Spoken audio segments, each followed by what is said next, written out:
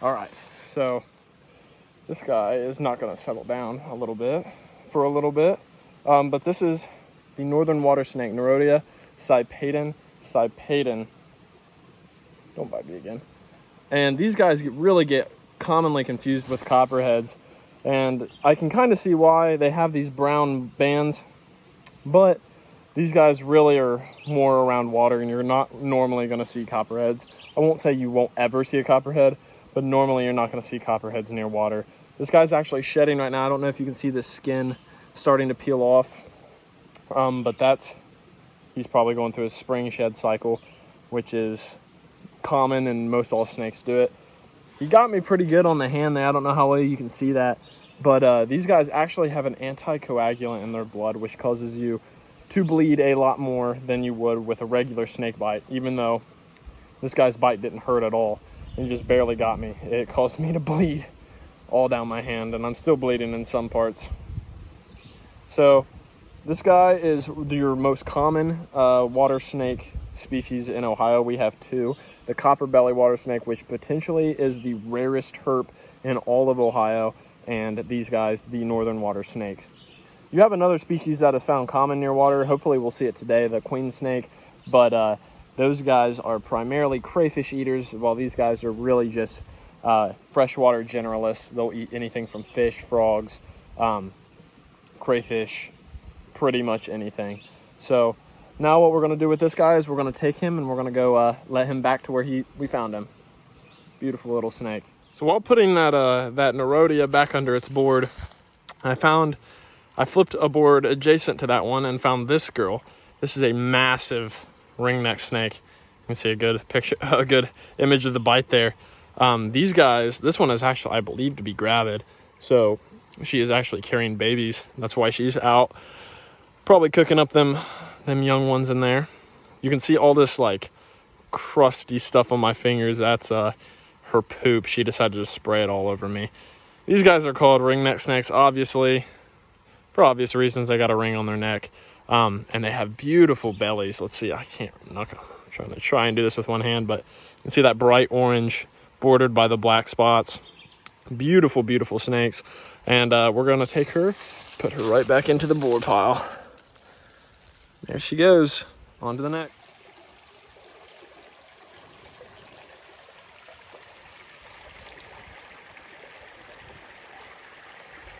All right, everyone, so we switched up locations, and now we're here at a local stream.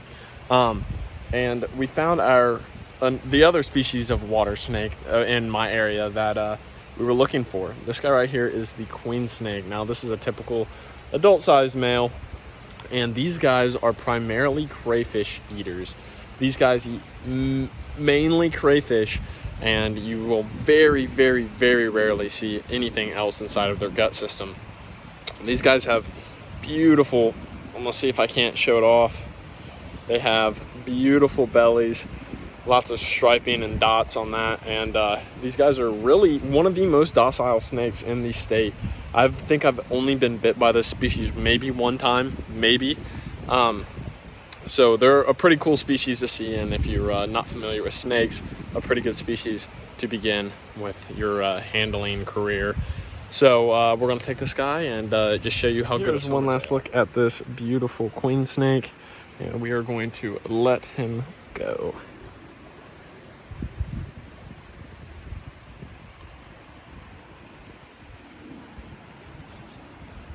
Off he goes.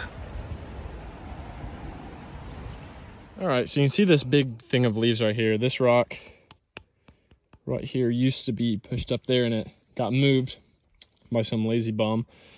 And so I didn't have high hopes for this rock, but I flipped it, and bam, first milk snake of the day.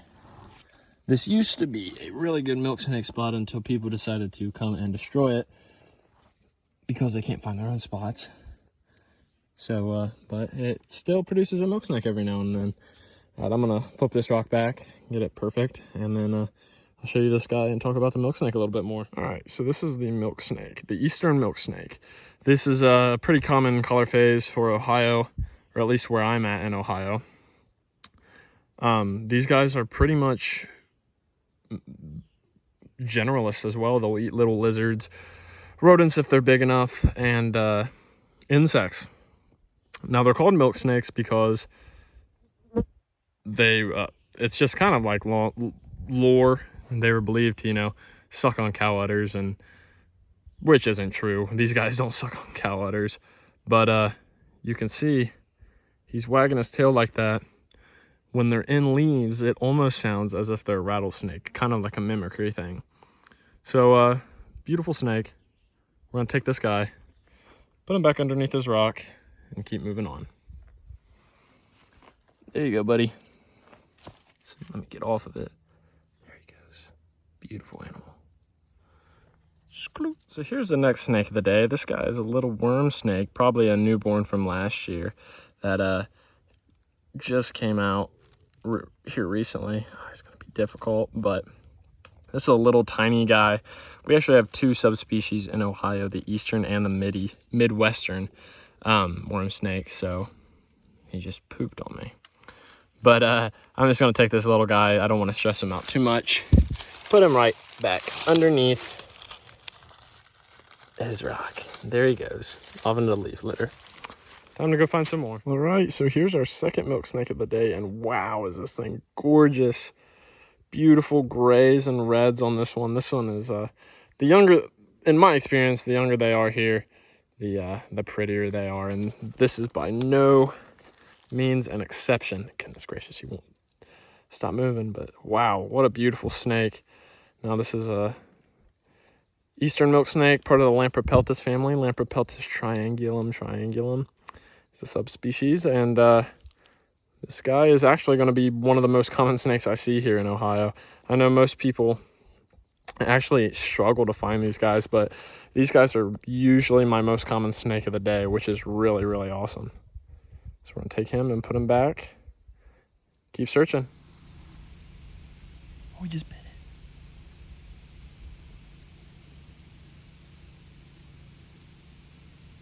Dude, I got that on video.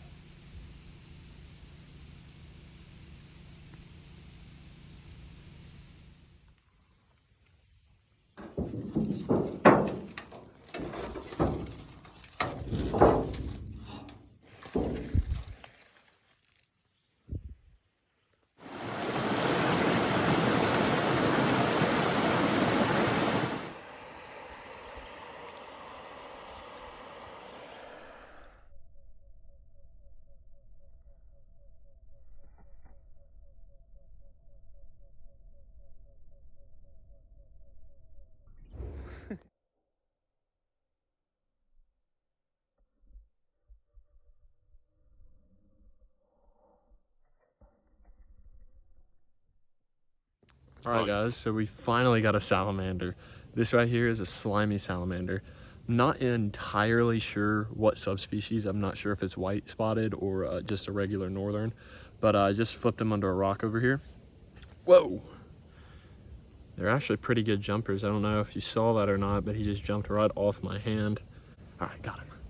But yeah, this is a pretty common species, my bad. And they do this real neat defense. You can see it all over my hands already, but they emit this like glue that if a predator were to try and grab them, it would get a mouthful of glue and sticks and debris and whatever else is in the area. So we're gonna take this guy, put him back underneath his rock, keep searching. Hey everybody, so I'm just hiking up this mountain and I just flipped this little ringneck snake. This guy is an intergrade between a southern and a northern. The southerns have those spots on the belly. I don't know how well you'll be able to see it. Probably not the best, but these guys, there's a lot of different subspecies of these guys, ranging from all the way in California to the very tip of Florida. And they're one of the most common snakes nationwide. This is my first one in the state of Virginia. And I'm really excited to see it, even though he's really small. These guys will normally max out at about 12 inches. That's a big one. But this is probably a young from last year or maybe the year before. So we'll let this guy go and keep on hiking. Here in West Virginia now. After all the odds, we're finally finding stuff. This is a eastern milk snake. This is one of 2 Lampropeltis species in the state of West Virginia. The other being the black king snake, which is not found where I'm at. He's an angry little guy. This is actually my second one of the day. I forgot to film the first one. He was a little baby, but I just found him crawling on this hillside over here. So we're gonna take him and put him back. All right, so after a hard hike up here, I'm up here in this beautiful, I don't even know what to describe it, like open field type thing, but it's filled. This is all blueberry, and just came across this, and this is like a mound of earth, but I'll give you a closer look here in a second. But this is an ant mound. This is something like you'd think to see in like South America or Africa, but this is right here in the USA. These colonies, this ant colony has built this massive mound, and I'm sure this goes deep underground, but I really don't want to mess with it because I don't want ants all over me. So I'll give you a closer look and then we'll keep on looking.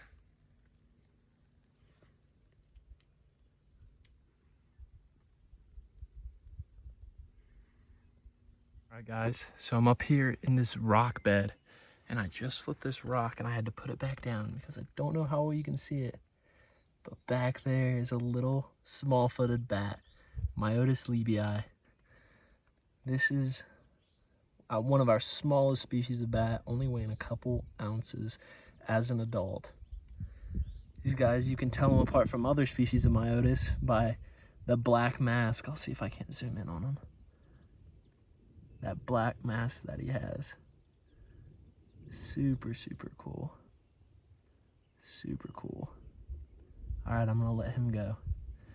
And hopefully we'll find some snakes. Finally got a snake. This is a new species for the day. This guy is actually called a red belly snake. I'm sure you can tell why. I don't know how well you can see that beautiful, oh, he just pooped all over me.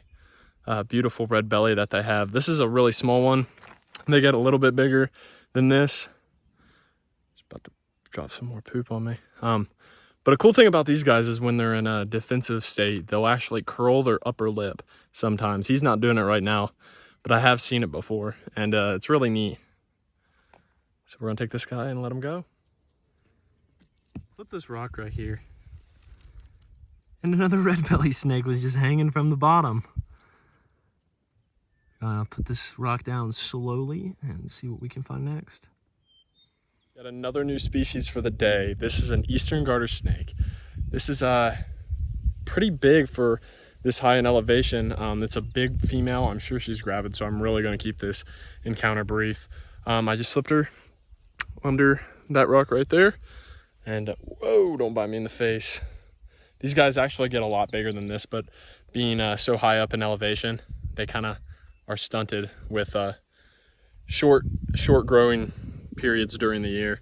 So I'll take her, put her back under a rock. All right, everybody, it is pouring the rain, but I just got this beautiful timber rattlesnake. This is my first timber of the year, and I just flipped him under a rock and he came out. That's actually the rock back behind him. He is coiled up here in this defensive position and probably really upset at me for making him move out from under his rock so I could set it back down. But what a beautiful snake. Of course I don't have my camera on me, but just getting to spend time with this guy is really an amazing experience. So I'm gonna take some pictures of him and kind of let him go back under his rock. All right, so I laid this sheet of tin out probably a year and a half ago, and the only 2 species of snake I've gotten under it are a red belly snake, which was right there, and then copperheads. I really love this area. And I flipped the tin so I know what's under it, but I want you guys to get a first hand glance just like me. Oh, there's 2 of them. There's a copperhead right there and another one right there. That one's beautiful. Wow. He's shaking his tail, and it's supposed to sound like a rattlesnake that we just saw. Wow. There he goes underneath his log. I'm gonna put this down and keep herping in this rain. Flipping these logs here, and I just flipped this guy right here. Oh, feisty little man. He's very not happy to be out in this rain now. So this is a northern copperhead. This is the one of only 2 species. Man, he is not happy. Only one of 2 species of venomous snake we have here in the this area of Ohio. So he is about to take off. So I'm just gonna let him go because I don't feel like messing with him. But there he goes. That was a copperhead. All right, so this rock that we have here is actually produced really, whoa. Oh man, I almost ate it right there. Let me restart that. All right, so this rock that we have right here has actually produced a lot of snakes for me in the past, and I actually haven't flipped it yet. And I wanted to flip it live so that me and you guys can see what's under it as I see it. So go ahead and flip it. There it is right there, a milk snake. Wow, look at the spotting on that tail. All right, I'm gonna put this rock down. I'll give you guys a All right, so this guy right here is an eastern milk snake. He's in shed. You can see he's got purple eyes. This means he's about to shed his skin. The purple eyes is actually caused by a liquid that kind of builds up underneath like the skin that's about to shed and allows for shedding to be made easier. They have really pretty bellies outside of when he's outside a shed. But they're one of the most common snakes that we have around here. I see on average about 50 of these guys a year, which is like a lot compared to the other snake species I see. And these guys are actually a really docile species of snake. They can bite sometimes. I've been bit a lot because I find them a lot. But man, he's got some beautiful patterning on him. Wish this guy was, look at that tail. That tail is just beautiful. Wish he was out of shed, but he's coming up to say hello. So probably gonna take some pictures of this guy. And man, he's got some beautiful patterning. Can't get over that, but let him go. All right, on to the next. All right, so I know what's under this rock. You guys don't, but I'm gonna show you guys anyways. This is another thing that you have to be careful with. I don't know how well you can see, but tucked back in there, I'm actually gonna try and get him out. It's another thing you have to be careful about when searching for snakes and flipping rocks. Is this right here is, that right there is a black widow spider next to her egg sac. And we're not going to mess with them a whole bunch. Just wanted to get them out to show you. But these guys actually pack a pretty potent punch. Probably not enough to kill you, but you would definitely be having a bad day if you got bit by one of these guys. So so I don't get bit, I'm going to put his rock back over top of him and keep on moving. There's a pretty cool fossil right there, along that right there. I'm not sure what those are. I've seen a few of them here where I'm at, but yep, there's a black widow spider. What is up, everybody? So I showed you the milk snake yesterday. I'm in Ohio again today, and I just got this guy. This is a black king snake. He's just checking me out right now. And this is the other species of Lamprepeltis that we have here in the state of Ohio. And these guys are a super cool snake. I just started finding them at the site I set up. And they're one of the cooler species of Lamprepeltis, in my opinion. Maybe I just have a bias for them because they're from Ohio, or you can find them in Ohio. But these guys are just super beautiful. This guy's kind of in shed right now, but you can kind of see on his side right there, he's got beautiful underbelly coloration. Look at that. That is just absolutely gorgeous. Now, these guys are actually really cool, and it's a really good thing to keep them around because these guys will actually eat venomous snakes. They're immune to the venom, and they can eat them and down them, and most of the time you can find them. I actually know of some people who found them with copperheads sticking out of their mouth. So they're a pretty cool guy. I'm gonna take some pictures and put him back. Here's another look at this guy. He also does like the copperheads we saw. I don't know, you can look at his tail right there. He's shaking it. Now, if he were in leaves, that would make a similar sound to what a rattlesnake makes. You can see a pretty good shot of that belly. He is up in defensive posture, and he's not a very happy camper. He'll, if I get too close, he'll strike at me. I don't want to make him strike, but what an awesome snake. I'm going to take him and put him back under his carpet that I found him. Cool animal. So what we have here is a little ringneck snake. I'm not really going to mess with him because we saw one the other day. But this is actually the first snake I've ever flipped underneath this board. And he's just crawling around. He's probably feeding on all the little insects underneath this board. You can obviously tell they're a ringneck snake because of that ring around their head. And that slate gray body color. So, beautiful snake. I'm going to put this board back down gently and keep moving on. So what we have here is a black racer. And these guys are actually pretty common at this site. And I tend to get them under this sheet right here. But, ow, bit me. But as you can see, his eyes are super, super cloudy. So he is deep, deep in shed. He's probably going to shed here in the next couple of days. These guys are one of our longest snakes in Ohio. Can get up to 7 feet long. And normally they're this dark black collar, but here they take on this slate color, and he's kind of covered in this mud. Don't bite me. But these guys are a colubrid, like most of the snakes here in Ohio, and I guess we'll take him and let him go.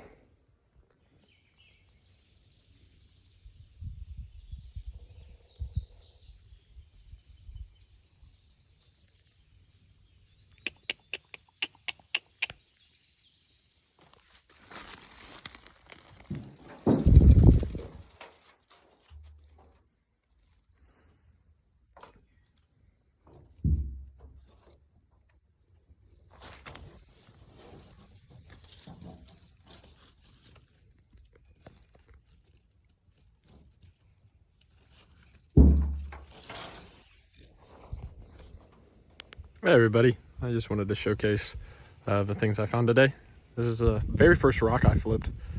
It's October 23rd. This is a little baby racer. See, he's shaking his tail. They do this in leaves to mimic a rattlesnake. This is a really feisty colubrid, and you can see, you can't see, but yeah, there you go. He's going at it with my finger. These guys are super, they chase down their prey instead of, you know, biting it or constricting it. So they have these big eyes, so they're super good. They can see really, really well. And they just chase down their prey, whatever that may be. Probably little ground skinks around here. But I'm gonna take this guy and let him go. Take a couple pictures and see you around, buddy. Oh. There he goes. So here's the next animal of the day that I found. We just flipped this, I just flipped this gorgeous little mud salamander. This is my second one ever well, not ever, but that I found in Kentucky. Move him out here so you can get a better look. Oh man, he's anxious to be on, but yeah, beautiful mud salamander. Oh, I feel so still. Take a few voucher shots, and I'm gonna take him back to where I found him. Here's the next find of the day. I'm here in this, dried up swamp. We're going through a little bit of a drought here in Kentucky. And I found this newt eft. He's probably, or he or she, my guess is male, but he's probably waiting on this swamp to fill back up so he can metamorphose back into an adult, or into an adult. Take my voucher pictures. Whoa. Almost fell. We're gonna take him and put him right back under the log that beautiful bellies, by the way. Take him and put him right back under his log. Come on, buddy. Wrong way. Go under your log. He'll find his way. Don't know how well you can see it, but right here, whoops, that is an estivating newt. My guess is it was an adult, and probably the same with the one I just found. But it was an adult. All this water dried up, so it went down, burrowed down, and is in a almost hibernative state until the water levels come back. I'm really not going to mess with this guy because I don't want him to. I don't want to interrupt him, so I'm going to put his log back and let him go. So here is the next find of the day, and what we have here. This is a baby Cope's great tree frog. You can see he's got a brilliant, oh, he just hopped behind that leaf. He has a brilliant, goodness gracious, we're gonna lose him. There he is. He has a brilliant gray pattern on his back. You can see it pretty well there in the middle of the screen. But this guy is probably from this year. Take a few pictures. Oh, there he goes. I'm gonna move him out of the way so I can roll his log back and then put him back under. The very next log I flipped after that gray tree frog, we have this beautiful, my guess is male because of how bold it is, but a beautiful marbled salamander. These guys are our only fall breeders here. And one of the most common salamanders you'll find in the fall if you're in the right spot. I'm here in this flatwood beach maple forest, and where there's lots of vernal pools and fishless ponds around, and so ambystoma are quite abundant here. So beautiful, beautiful guy. Take a few voucher pictures and let him go. So here's the next salamander. This guy's a spring breeder, not a fall breeder, but these guys are pretty common to be found in the fall as well when the rains come. This is called a spotted salamander. If you couldn't tell, it's because they have big yellow spots. This is our second largest ambystomid in the state of Kentucky. The first being the tiger salamander. These guys can get pretty large. I think around 10 inches. I might be off on that, but I believe around 10 inches is the max. Super, super common. Probably the most common ambystomid in the state. But still a cool one nonetheless. So let's look at him before we let him go. And back under your log you go, man. There he goes. Pack him in so he doesn't freeze, and this right here is probably the salamander I was the least expecting to find today. This is a four-toed salamander. These are a spring breeder. They're in the genus Hemidactylium, species Scutatum. They are a monophyletic genus, which means that they are the only species in that genus. So this guy is the only Hemidactylium in the world. I think that's pretty cool. They're locally abundant where they're found in some areas. I know the farther north you go, they're a little bit endangered. One way you can identify the species is they have a constricted base of the tail. I don't know what you can see there, but it gets real skinny and then plump towards the tail. And if you ever find one and just flip it over, they have a cow belly. They look like a dairy cow. This is a really, really pretty salamander. One of my favorites, and super cool to see this late in the year. So I'm gonna move him out of the way, flip his log back, and let him go.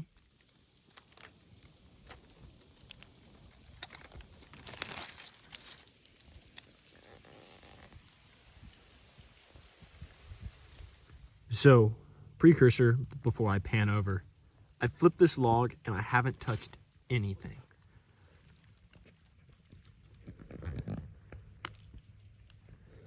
One four-toed. And I don't know what that guy's doing. Oh, he's flipping over. But there's a second four-toed. Two four-toads under this. I mean, to me it looks pretty dry. Log. That one's really pretty. He's pretty light. They've got that box nose. There's another defining characteristic. And that's a hatchling from this year. Little tiny guy. I'm gonna try and spook him down that hole. Okay, he's gonna curl up in a ball. Oh. Set him on the edge right there. There he goes. Take this guy. Come here, bro. I don't want to crush you. Put you down this hole. There he goes. And back down goes the log. Always flip your logs back. All right. So this little guy right here looks like a regular slimy salamander, but this is actually a Cumberland Plateau endemic. This is the Cumberland Plateau salamander, closely related to the northern slimy salamander. These guys are more flat. As you can see, they have a lot more speckling and their underneath their snouts is going to be a pale white color. These guys, in my experience, they normally have smaller tails, and you can definitely, I don't know how well you'll be able to tell on camera, but in person you can tell the species is definitely more dorsolaterally flattened. These guys are, you can find them in crevices like these. I flipped this guy under a rock back behind me, but these guys will cohabitate, and sometimes there is a little bit of ecological competition between them, cave salamanders and green salamanders. They all inhabit the same microbiome. So I'm gonna take this guy, take a couple pictures, and put him back under his rock.